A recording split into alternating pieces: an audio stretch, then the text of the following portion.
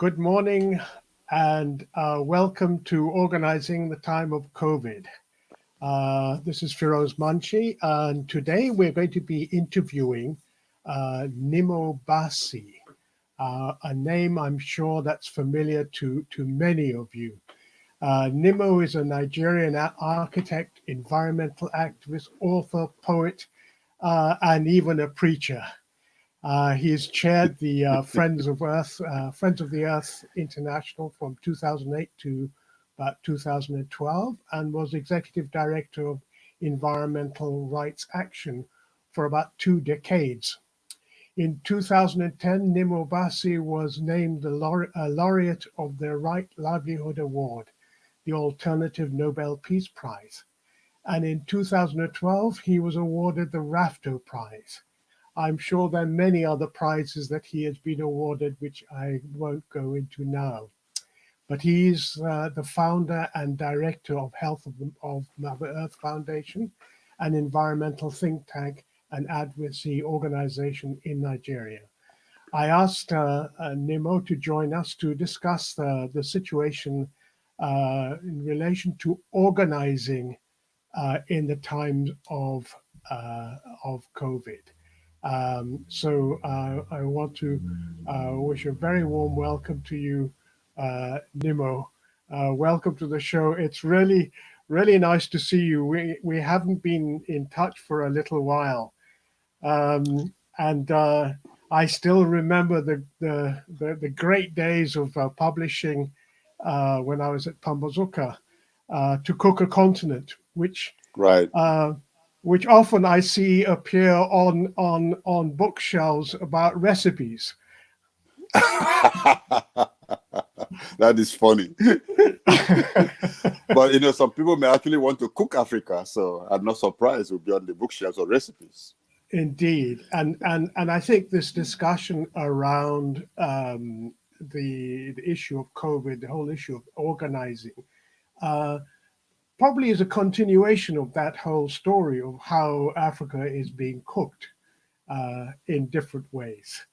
Well, welcome, Nnimmo. And I perhaps maybe to start with, perhaps you give us some sort of idea of what do we know about COVID in Nigeria? Thank you very much, Firoz. I'm really glad to be with you on this show. And very good to see you alive and well in these extraordinary times. The COVID pandemic became very real in Nigeria on the 27th day of February 2020, when an Italian citizen who flew into the country was diagnosed and confirmed as having COVID-19. He was quarantined and treated, and over a while, he became well enough to be discharged. So far, as at the last report I read, we've had about 174 confirmed cases across the country. Out of these, 174 have died, and 9 have recovered. The spread is Nigeria has 36 states and a federal capital territory. So far, cases have been confirmed in 12 of the states. But apart from that, it's the entire nation is alert and ready to confront the pandemic. And there is not a part of the country that has not taken steps towards addressing the issue. That's really interesting. So what have been the reaction of both the federal and local states, especially around Benin City, where you are at the moment?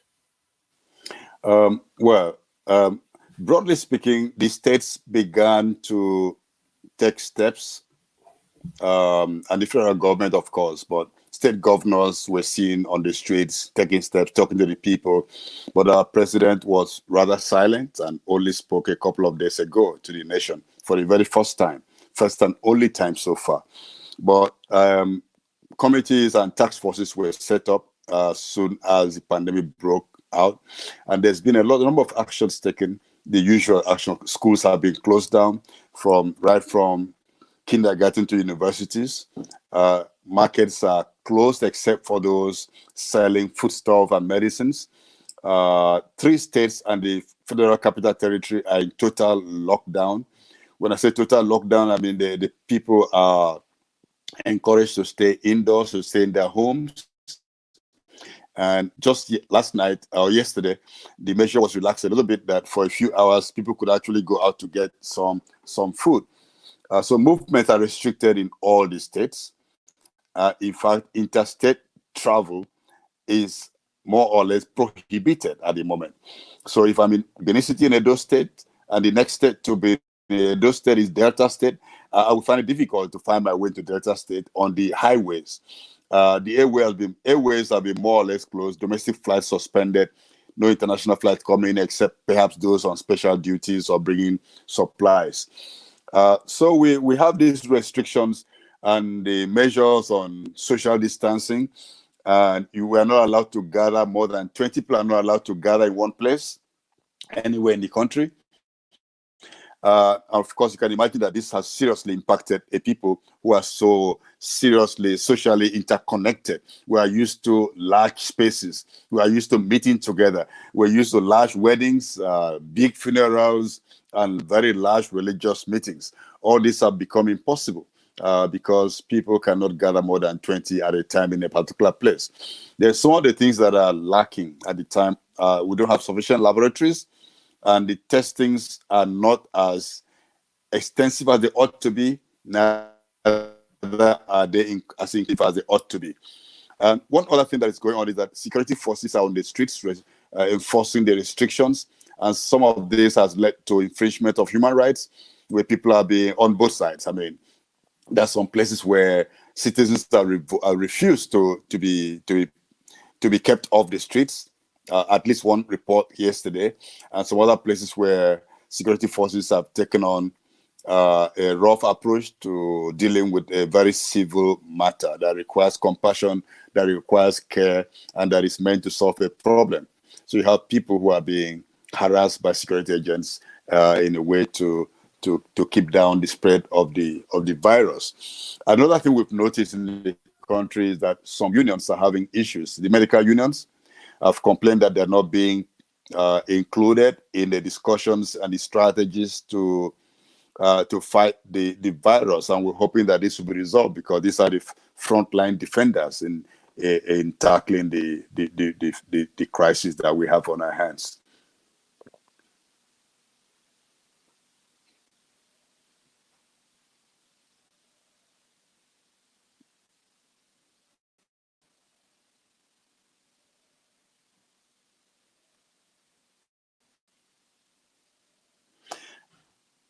I think you are muted, Firoz. I cannot hear you. Sorry. Thank you. Unlike Okay. me to be muted, isn't it? No. Yeah.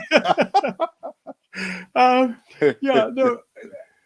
It seems to me that hang on. No, I'm not any longer. Sorry, I've just been told I was on mute. I heard that. It seems the response of the state in many countries has been to militarize, to securitize this, rather than treating it as a health problem as such, a potential health problem. And it seems to me that's a way of politicizing the situation. In other words, COVID may not be perhaps so much a health issue as a political issue that the state is trying to use to militarize. What do you think of that perspective? Absolutely, I do agree with you, because the responses and the statements made by politicians tend to look at the pandemic in the framework of military warfare. If this stretches forward, we are going to see suspension of liberties. Already this is happening, and the politicians are trying to weaponize the situation to take on undue powers on themselves and just to take on very many undemocratic moves. The military strategy, seeing the pandemic as a military strategy, is also a way of narrowing the civic space, and of course not including the people in addressing the issues in terms of consultations and in terms of looking for much more health approach to the problem. I think because so far politicians have invested very little in providing healthcare to the people. Healthcare infrastructure is very limited, and by using the military and pushing people into their homes and even refusing to test people who request to be tested, they can use this kind of mechanisms to punish the victims and escape scrutiny. So I think this is what is playing out around the world. Yes, yes. I mean, tell me something about the conditions that the majority of people live in. I mean, certainly in my hometown, Nairobi, the vast majority of the population of Nairobi lives in shacks. These are slum dwellers. These are people with almost no ability to access water. There's no sanitation. People talk about, wash your hands with soap, and some people can't even afford to buy soap, let alone wash their hands. And then they talk about social distancing. What does that mean when you're living on top of each other? One shack next to the next, with almost no space in between. Is that a situation that you're facing also in Nigeria? Absolutely. To start with, a lot of Nigerians, 60%, don't have access to potable water, public potable water supply. And so when you speak of people are asked to wash their hands under running water. And so if you cannot open a tap and water flows from there, I don't see where you're going to have people are washing their hands in bowls. And so having to wash your hand under running water becomes problematic. And a lot of people don't even have access for water for sanitation. So this is really a very tough prescription for people to adhere to.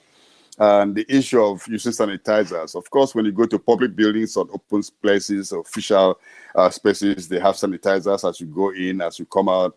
But when people get back to their communities, access to sanitizer requires access to resources, to financial resources. Soaps require financial resources. Washing your hands regularly requires having water supply. We're having situations where people don't have these resources. And then, of course, in terms of population, where people live, many people live in outskirts of the major cities, and they're living in informal settlements. They're living in high densely populated areas. You could have up to as many as 6, 8, 10 people sharing one room. So when you Oh,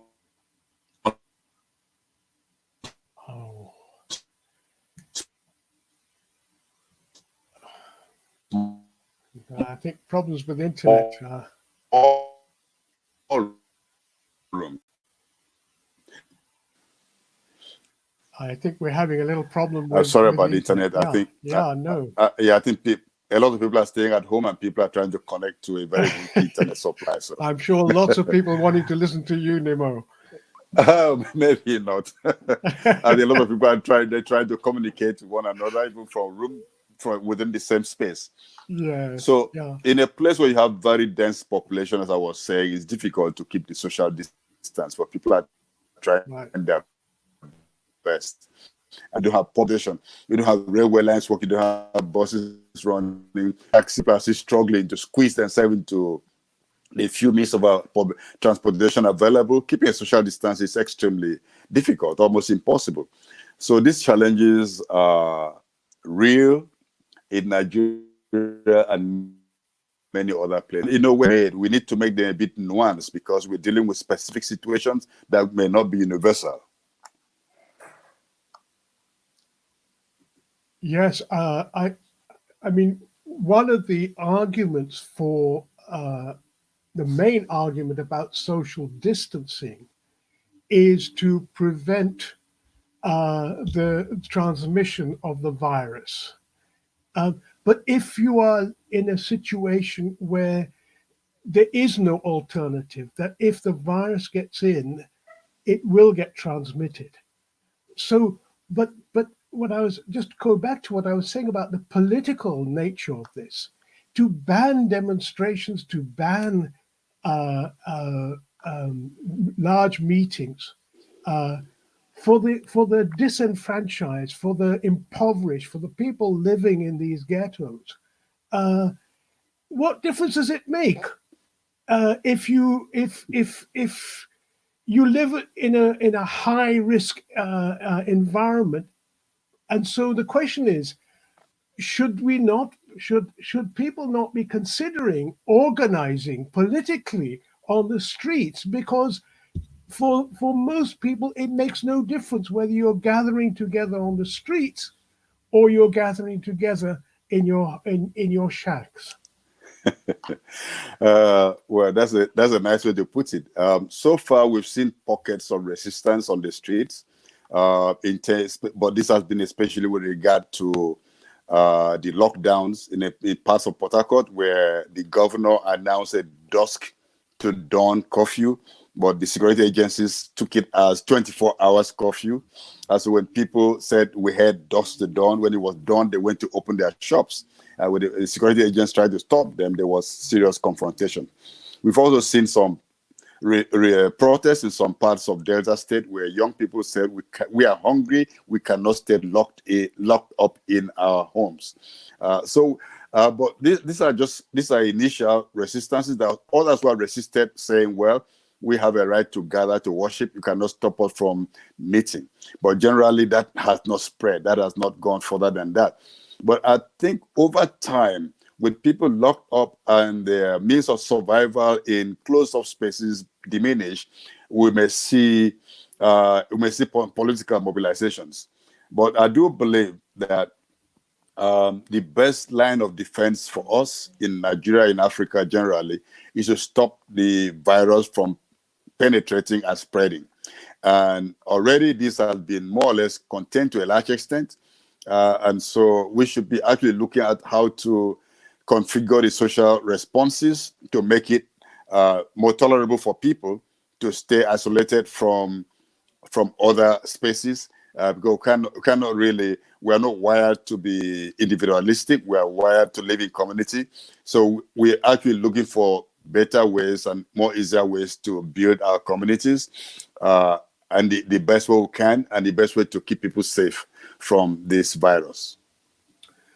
Indeed, I mean, the protection of people from potential infection by the virus is clearly incredibly important. But is the militarization of the streets, is that the solution to prevention of the spread?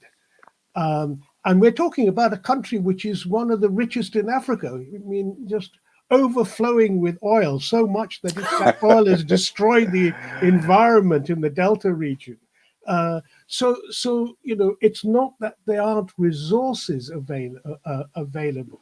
So what should be the strategy now? Well, I think for me, the basic strategy is for us to analyze the context where we found ourselves as exposed by the coronavirus, because people have generally been addressing these socio-economic and socio-ecological issues as though they're things that could wait for many, many years ahead before they come resolved. But now the urgency of having very thorough transformation has become inescapable. Using the military to terrorize people does not solve the problem. Already a situation like in Nigeria where we have a lot of insecurity generally, I believe the security forces should be more concerned with solving the security issues rather than adding to the insecurity of local community people, which is what we're seeing.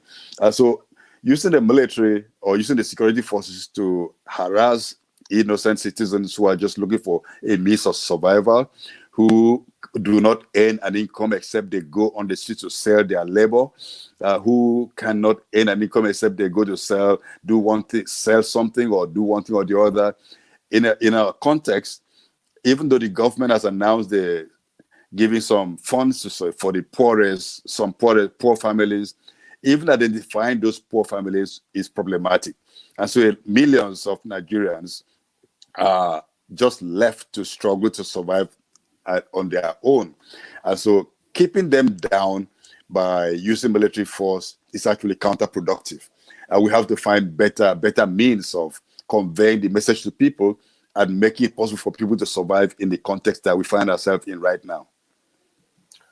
Yes, I mean, I would agree that one of the things that's happening in a number of countries is that the price of food is going up because there's an opportunity to make an extra buck or two by some people. Is that happening in Benin and in Nigeria as a whole?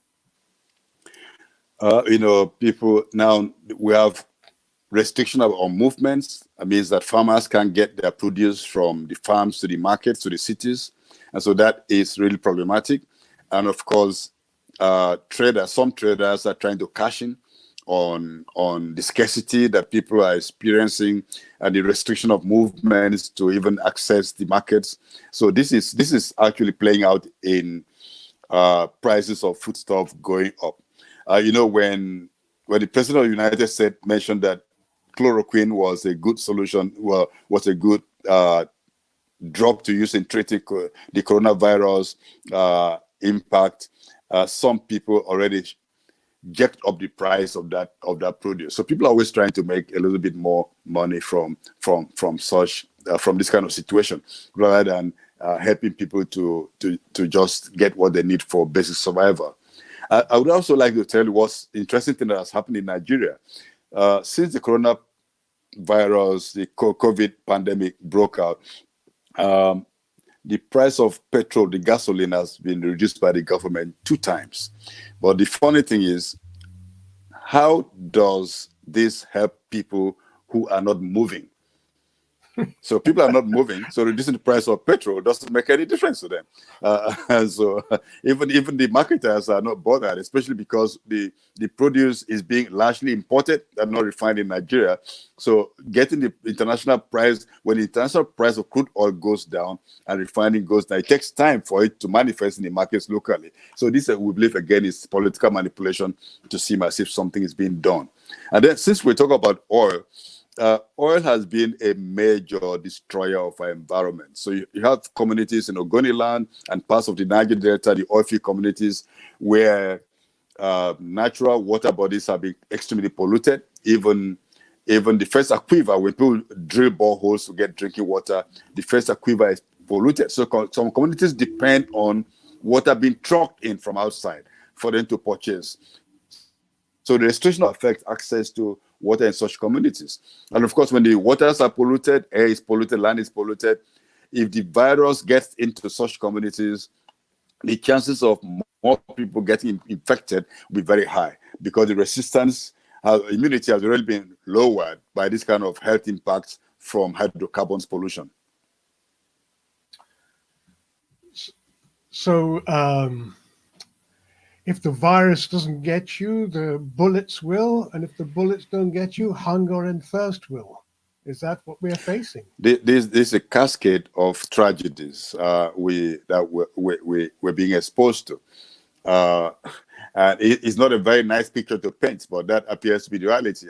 But people are very resilient, but we can't depend on our resilience in the face of this kind of assault. We just need to do things in a more compassionate and a better way. And to start with, I believe that the pandemic has raised the issue of environmental regeneration.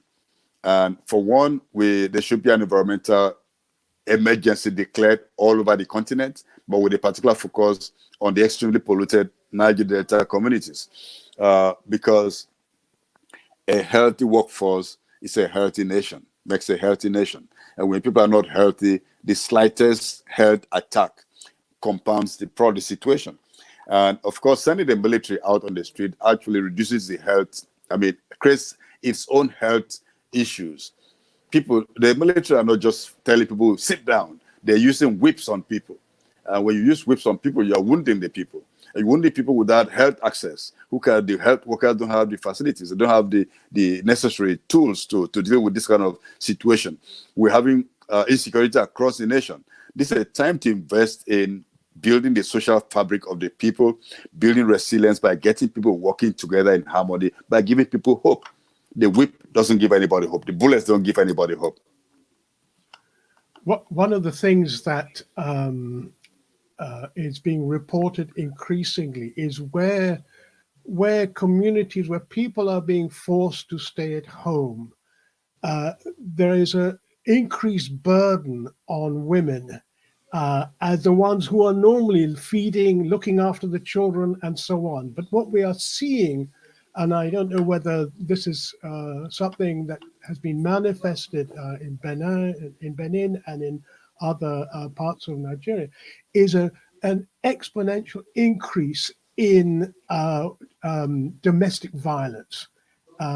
Women are suffering in that situation where everyone is sitting on top of each other. Nobody can go out. There's a security people outside, and the pressures build up. Is that something that is familiar to you?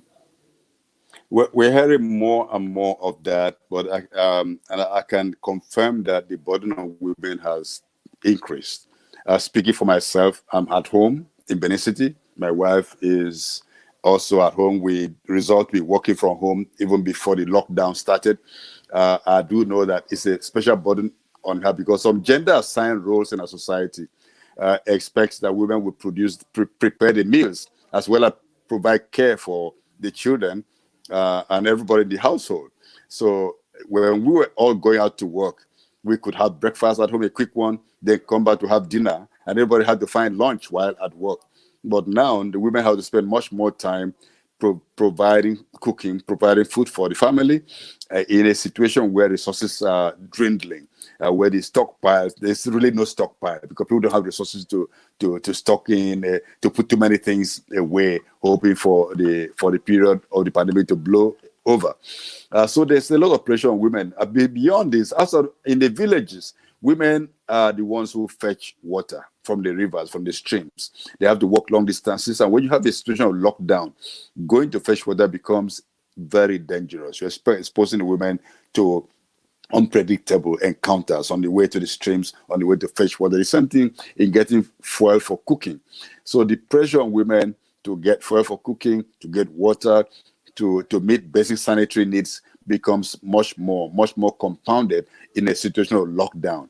And so really, in terms of also having, from what I read in the newspapers, there's been a lot of domestic violence. And if that was so in a situation where spouses or partners did not have to be in the same space for extended periods of time, this could actually also increase now that people are forced to stay together in the same space over extended periods of time. But it could also, look at the good side of it, it could also be a time for people to bond, to understand each other, and so the violence may actually reduce, especially where men would not be high on things that they could have gotten if they went out of the house. You know what I mean? Yeah. Okay. So the shebeens and bars and so on are also closed.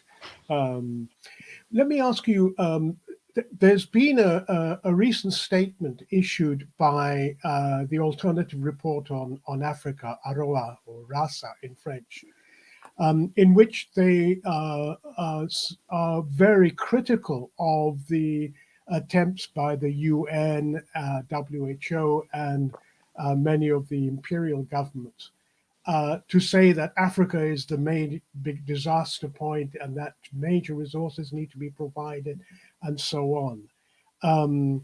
What's your view about this? Is it right to be concerned about massive potential rise in coronavirus spread in Africa, or is this just another occasion where where the West likes to use Africa as the point of pity. You know, Firoz, when we had the incidents of Ebola, the world more or less basically ignored Africa, and Nigeria fought and beat Ebola very quickly. Other nations were not so fortunate to get over it quickly, but the world just moved on because it was concentrated in Africa. Now, coronavirus has been democratized and evenly spread around the world. And Africa has not been as hit as other parts of the world. The US is the epicenter right now. Italy and other parts of Europe have had very heavy impact. China was impacted initially and they bounced back. And they're now sending help and relief to other parts of the world. I'm very worried about the narrative of the global north, of the multilateral institutions, when Africa is not even, is the least, I would say probably the least impacted right now. And to paint the picture that Africa is the continent to be worried about tells me that there's something that we need to pay attention to. We need to quickly challenge this narrative. We need to also decolonize the narrative itself, because when such statements are being built up, there could be a lot that is not being said. We have to listen to what is not being said, not just to what is being said. What is being planned? What is the strategy? What is the expectations of these institutions that things should happen in Africa? Are people surprised that it's not happening already? Is there a mechanism that is being prepared to introduce what we may not be ready for on the continent? I think this is time really to question this kind of analysis by these institutions and nations. They should be looking inward, trying to solve their own problems. They have more people dying in their various countries. Incidence is spreading.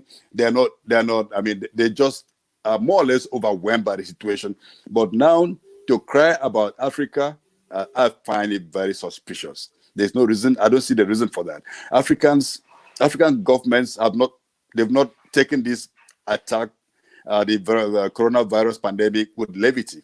Nations have locked down, cities are locked down, schools have been closed, places of worship have been shut, markets are not even opening, and people have done whatever needs to be done to tackle the situation. So I do not see a situation where all this has been done, and then people are saying that the sky is going to fall on Africa. What else do they want Africans to do?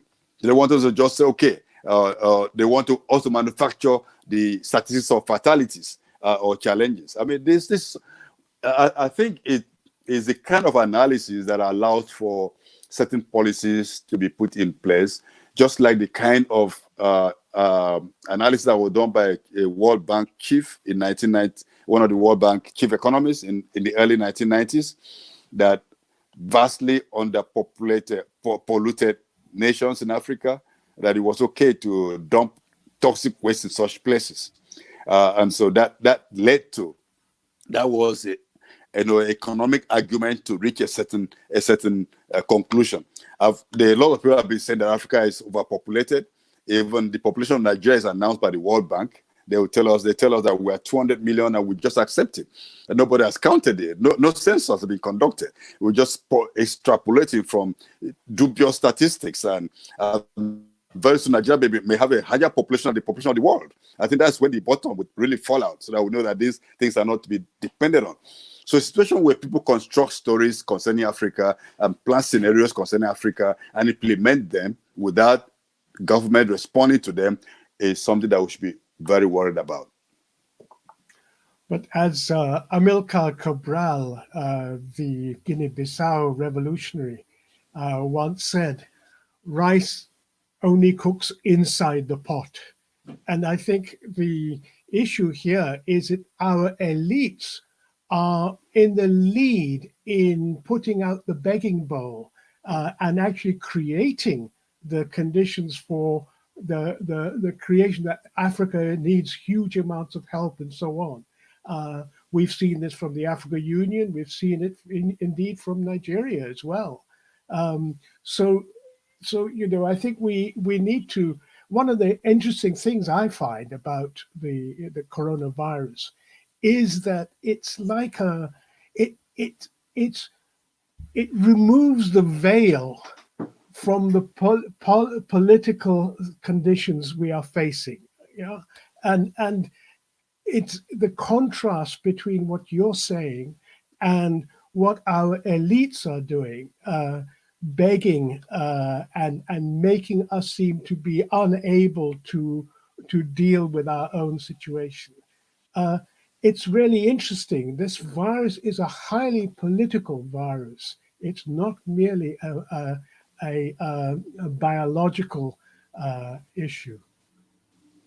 Absolutely, I do agree with you. The coronavirus is a political virus. I mean, it's real, it's a health issue, but the approach is highly political. And it's really time for us to sit down and reflect on how to defend our ecosystem, how to protect our biodiversity.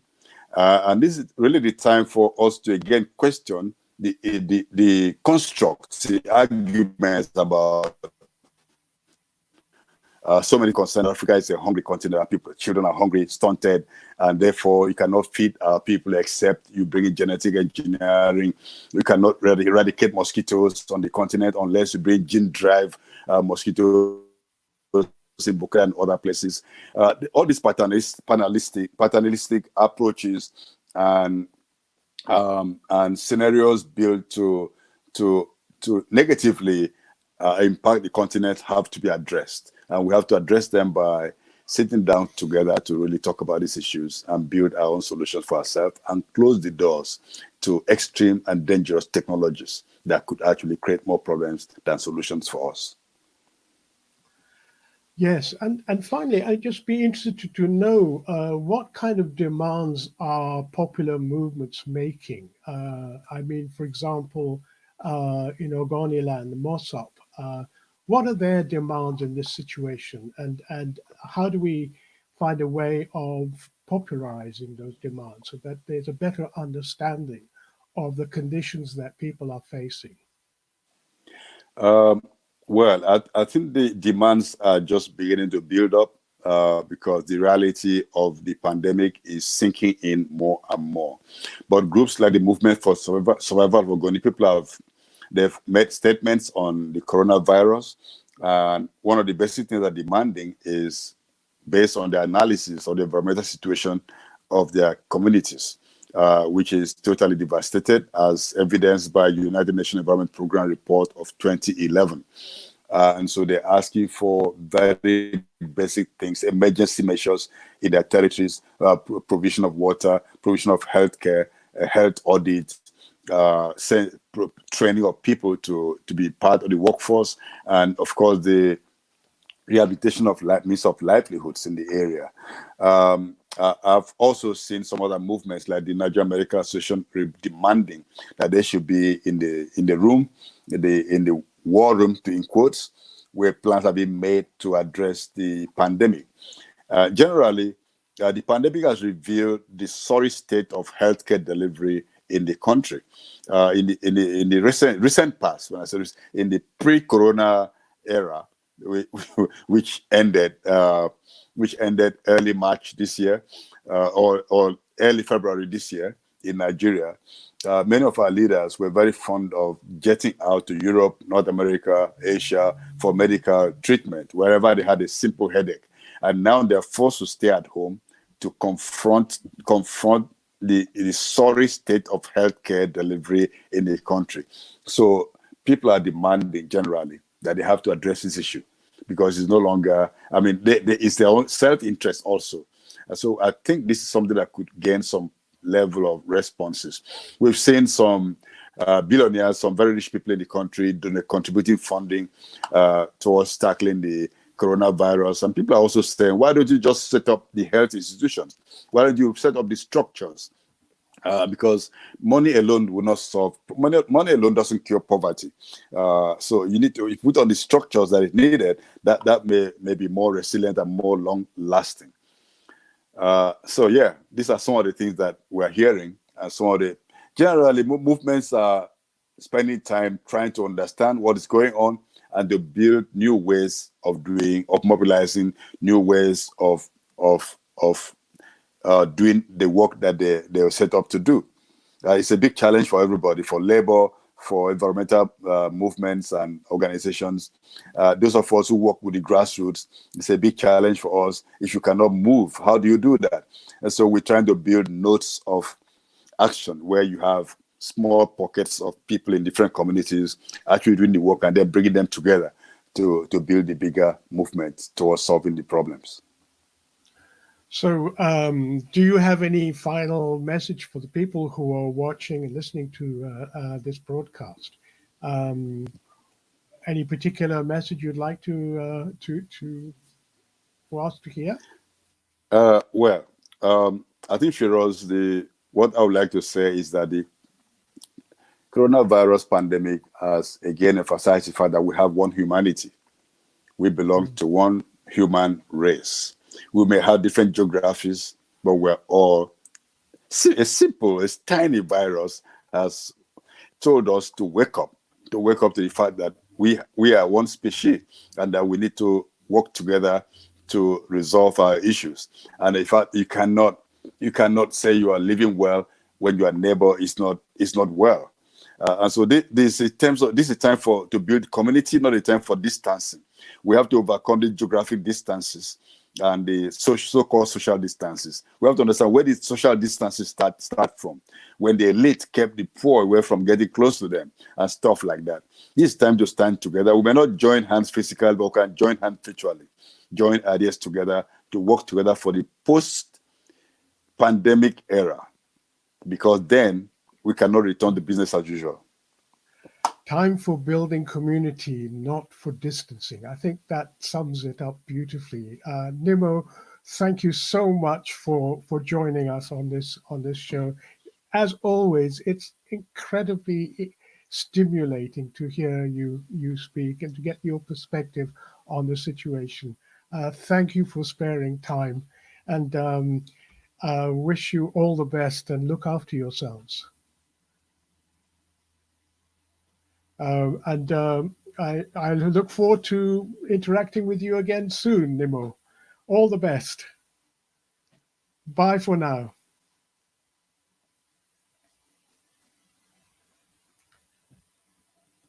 That was Nnimmo Bassey at his usual best. Social distancing. Instead, he's talking about community, building community, not distancing. That's a great message, Nnimmo. So thank you very much for being on the show. We really appreciate it. Always so stimulating. And I look forward to further interactions. Perhaps we plan a month down the line to see where we are, what struggles are breaking out, and what have we learned about organizing in the time of COVID. Thanks very much, Nnimmo. Thank you for having me on this program, Firoz, and I look forward to working together to forge the way forward. Namaste. Great. Namaste.